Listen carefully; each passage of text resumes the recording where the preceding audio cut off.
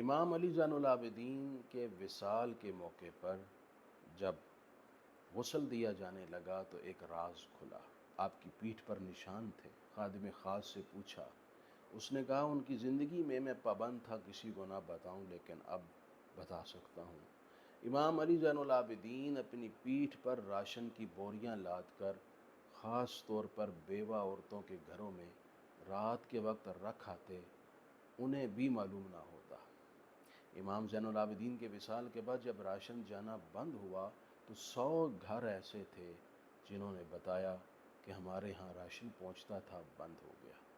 یہ امام زین العابدین تھے جو رضائے الہی کے لیے چھپ چھپا کر مدد کیا کرتے تھے۔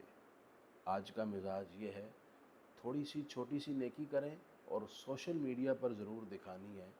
سمجھا یہ جا رہا ہے کہ اگر سوشل میڈیا پر اپنی نیکی کو پیش نہ کیا گیا تو شاید قبول ہی نہیں ہوگی۔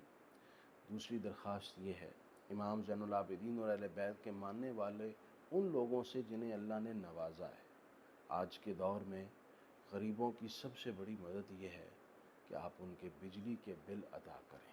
اڑوس پڑوس، جان پہچان والے غرباء کو تلاش کریں جو بلز کی وجہ سے پریشان ہیں۔